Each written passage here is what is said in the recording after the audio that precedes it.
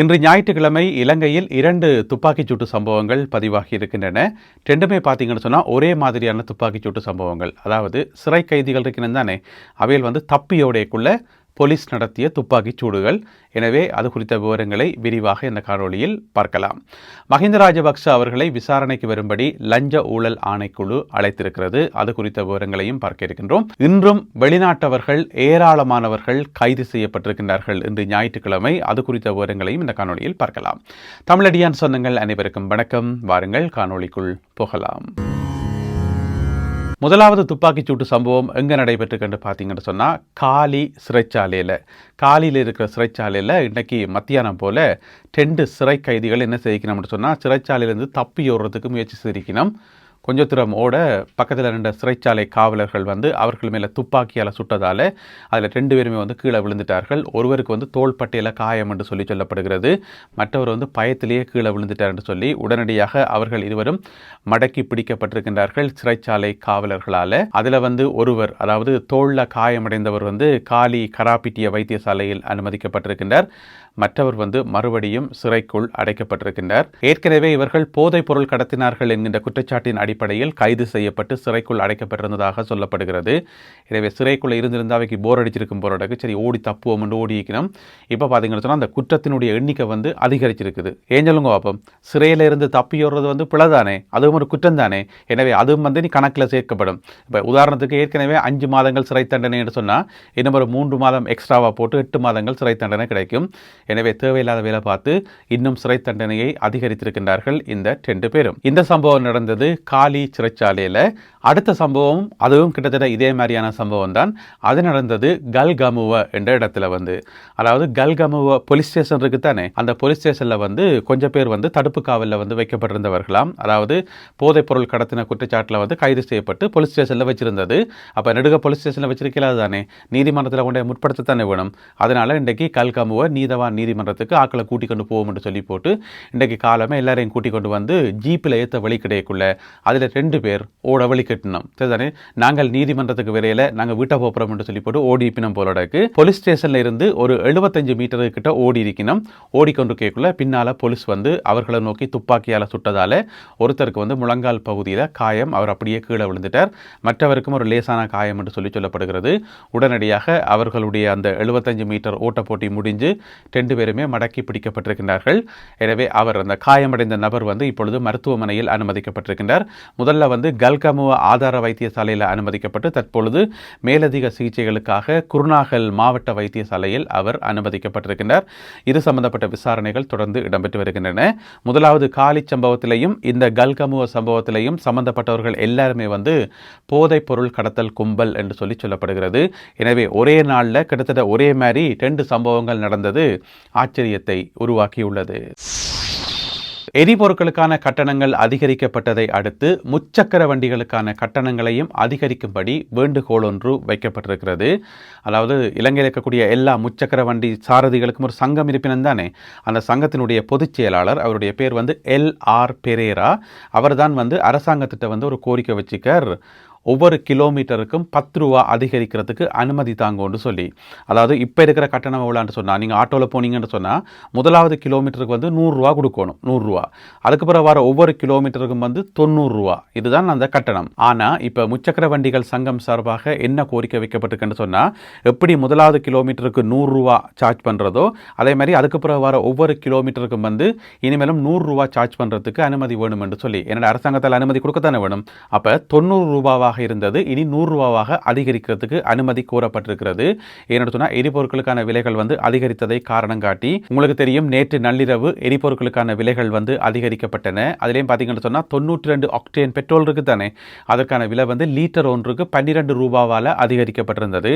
எனவே அந்த விலை அதிகரிப்பை காரணம் காட்டி அரசாங்கத்திடம் இந்த கோரிக்கை முன்வைக்கப்பட்டிருக்கிறது. அரசாங்க தரப்பிலிருந்து இதுவரைக்கும் பதில் வழங்கப்படவில்லை. முன்னாள் ஜனாதிபதி மஹிந்த ராஜபக்சவை விசாரணைக்கு வரும்படி அழைத்திருக்கிறது லஞ்ச ஊழல் ஆணைக்குழு. எப்போ விசாரணை என்று சொன்னால் இந்த மாதம் 12ஆம் தேதி, மே மாதம் 12ஆம் தேதி விசாரணைக்கு வரும்படி லஞ்ச ஊழல் ஆணைக்குழுவால் கடிதம் அனுப்பப்பட்டிருக்கிறதாம். தனியாக மஹிந்த ராஜபக்ச மட்டுமல்லாமல் முன்னாள் அமைச்சர் ஒருவருக்கும் இந்த கடிதம் அனுப்பப்பட்டிருக்கிறது. அவருடைய பேர் பியங்கர ஜெயரத்ன அவரையும் விசாரணைக்கு வரும்படி லஞ்ச ஊழல் ஆணைக்குழு கடிதம் அனுப்பியிருக்கிறது. என்ன கேஸ் என்று கேட்டீங்கன்னு சொன்னா, அதாவது ஸ்ரீலங்கன் ஏர்லைன்ஸ் விமான சேவைக்கு வந்து புதிதாக விமானங்கள் வாங்கத்தானே வேணும். அப்படி விமானங்கள் வாங்கிக்குள்ள பிரான்ஸ்ல இருந்து ஏர்பஸ் நிறுவனத்தினுடைய விமானங்கள் வந்து வாங்கப்பட்டது மஹிந்த ராஜபக்ச காலத்தில். அதில் வாங்கினதில் வந்து பெரிய ஊழலாம் நடந்து எல்லா காசும் வந்து பொதுமக்களுடைய காசு தான். அதை வந்து மஹிந்த ராஜபக்ச காலத்தில் வந்து ஊழல் செய்யப்பட்டது. தனியாக இந்த ஏர்பஸ் வாங்குறதுல மட்டுமில்லாமல் பாலம் கட்டுறதுல, ரோட்டு போடுறதுல, எங்கெல்லாம் ஊழல் செய்ய முடியுமோ உரங்கள் கொள்வனவு செய்கிறதுல வந்து பசலை இறக்குமதி செய்கிறதுலேருந்து எல்லாம் ஊழல் தான், முழுக்க ஊழல் தான். பள்ளிக்கூட பிள்ளைகளுக்கு புத்தக பேக் வாங்கி கொடுக்குறது இருக்குல்ல, அதுலேயும் ஊழல் நடந்தது. இந்த மாதிரி ஊழல் நடக்காத ஒரு ஏரியாவே இல்லை. எல்லா காசையும் சுருட்டுனது ராஜபக்ச காலத்தில். எனவே அந்த அடிப்படையில் வந்து இந்த ஏர்பஸ் விமானங்களை வாங்கினதில் வந்து ஊழல் நடந்தது.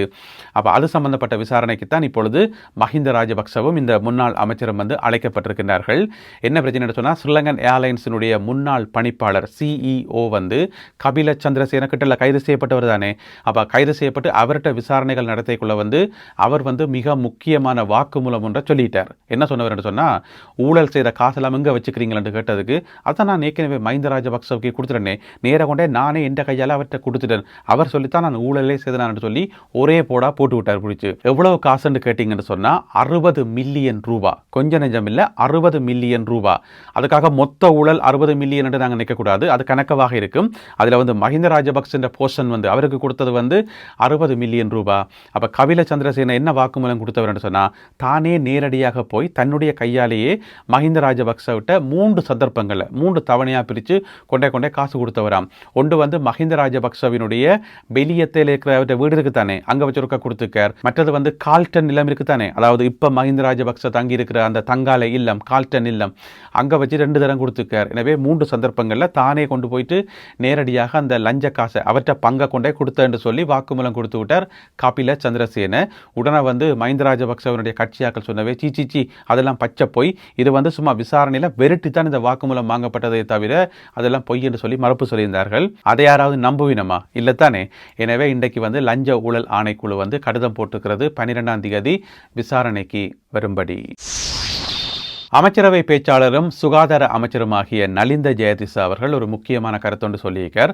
அதாவது ராஜபக்ச குடும்பத்தினருக்கு ஒரு கருத்தொன்று சொல்லியிருக்கார். என்னென்னு சொன்னால், விசாரணைக்கு கூப்பிட்டா தயவு செய்து நீங்கள் போகணும், நான் வரமாட்டேன், என்னால் முடியாது, இது அரசியல் பழிவாங்கல் என்று சொல்லி சாட்டு சொல்லி போட்டு நிற்கக்கூடாது, விசாரணைகளுக்கு ஒத்துழைப்பு வழங்கணும், விசாரணைகளுக்கு கண்டிப்பாக போகணும் என்று சொல்லி ஒரு வேண்டுகோள் மாதிரி சொன்னாரா, கட்டளை மாதிரி சொன்னாரா தெரியல, அமைச்சர் நலிந்த ஜெயதிச அவர்கள் சொல்லியிருக்கிறார்.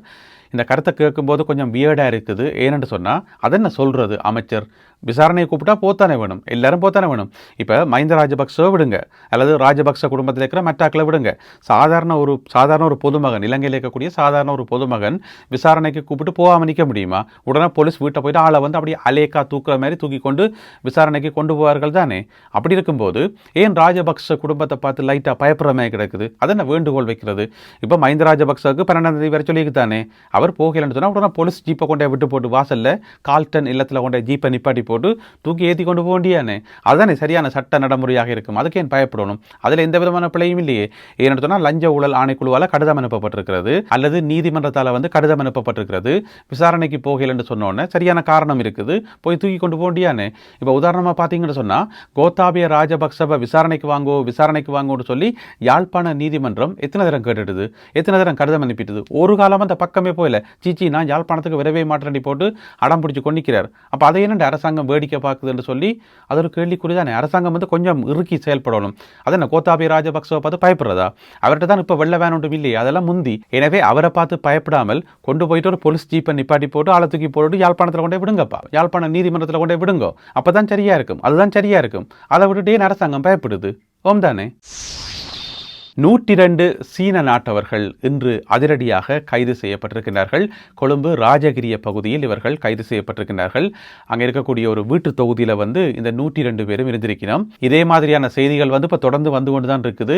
ஏதாவது ஒரு வீட்டை வந்து பெரிய வீட்டை வந்து வாடகை எடுக்க வேண்டியது, உள்ளே கொண்டு போயிட்டு கம்ப்யூட்டர்கள், லேப்டாப்புகள், மொபைல் ஃபோன்லாம் கொண்டு வச்சு போட்டு கும்பலாக இருந்தோண்டு இந்த சீன நாட்டவர்கள் தான் எல்லாரும் இருந்தோண்டு இந்த ஆன்லைனில் வந்து ஸ்கேம் பண்ணுறது, அங்கே எல்லாரையும் வந்து ஏமாற்றி கொண்டு காசு பறிக்கிறது, இதுதான் இப்போ தொடர்ந்து நடந்துன்னு இருக்குது. செய்யப்பட்டிருந்தது.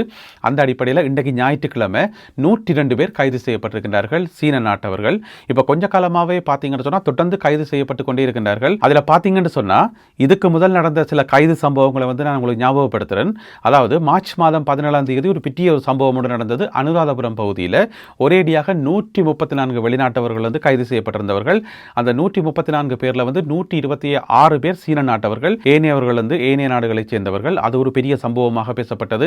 ஏன்னு சொன்னா இலங்கையில முதல் முறையாக அதிக அளவில் கைது செய்யப்பட்ட வெளிநாட்டவர்கள் இவர்கள் தான் என்று சொல்லி அன்றைக்கு மார்ச் மாதம் 17ஆம் தேதி அது ஒரு ரெக்கார்டாக இருந்தது. அதுக்கு பிறகு கைது செய்யறது நோமலா வந்துட்டது. ஏன்னு சொன்னா இந்த மாதிரி கும்பலா கைது செய்து அது நோமலாக தானே. அது பிறகு பார்த்தீங்கன்னு சொன்னா ஏப்ரல் மாதம் 3ஆம் தேதி 152 பேர் சிலாபம் பகுதியில் வைத்து கைது செய்யப்பட்டிருந்தார்கள். அதுக்கு பிறகு நேற்று மே மாதம் 2ஆம் தேதி 37 பேர் கொழும்பில் வைத்து கைது செய்யப்பட்டிருந்தார்கள். நேற்று 37 பேர், இன்றைக்கு பார்த்தீங்கன்னு சொன்னால் 102 பேர். எனவே இவ்வளத்தையும் கூட்டினாலே கிட்டத்தட்ட 400 பேரு கிட்ட வருது. யோசிச்சு பாருங்க, 400 பேருக்கு கிட்ட வெளிநாட்டவர்கள் இலங்கையில் வந்திருந்து விசா முடிஞ்சா பிறகு தங்கி இருந்து இந்த மாதிரி ஆன்லைன் ஸ்கேமில் ஈடுபட்டா அப்போ அவர்களால் இவ்வளோ பேர் பாதிக்கப்படுவார்கள் என்று சொல்லி. இந்த 400 பேர் மட்டும்தானா அல்லது இன்னும் நிறைய பேர் கும்பலாக எங்கேயாவது இருக்கிறமான்னு தெரியல. எனவே போலீசார் இது சம்பந்தமாக தீவிரமான விசாரணைகளை மேற்கொண்டு வருகின்றார்கள். இந்த காணொலியை பார்த்து கொண்டு கூடிய நீங்கள் கூட சந்தேகத்துக்கிடமான முறையில் யாராவது வெளிநாட்டாக்கள், மிக முக்கியமாக சீனர்களோ அல்லது வெளிநாட்டாக்கள் சந்தேகத்துக்கிடமான முறையில் எங்கேயாவது நடமாடி தெரிஞ்சா நைஸாக பிடிச்சி போலீஸு சொல்லிவிடுங்க. ஆளை பார்த்தா டவுட்டாக இருக்கா விசாரிங்கன்னு சொல்லி ஒரு ஹெல்ப் தானே. ஏன்னு சொன்னால் இலங்கையில் வந்திருந்தோன்னு ஆன்லைன் ஸ்கேம் பண்ணி ஆக்களை ஏமாற்றி ஆக்களோட காசுகளை பறித்து ஆக்களோட வங்கி கணக்குகளை ஹேக் பண்ணி தேவையில்லா வேலை தானே. எனவே இலங்கை மக்கள்லாம் நாங்கள் எங்களை பாதுகாத்துக் கொள்ளணும். எனவே நீங்கள் பார்க்கக்குள்ள உங்களுக்கு சந்தேகம் பெறக்கூடிய மாதிரி யாராவது நடமாடி தெரிஞ்சா, இந்த மாதிரி வெளிநாட்டவர்கள், சீன நாட்டவர்கள், தாய்லாந்து நாட்டவர்கள், இந்த மாதிரி யாராவது சந்தேகத்துக்கிடமாக தெரிஞ்சா பிடிச்சி போலீஸில் சொல்லிவிடுங்க.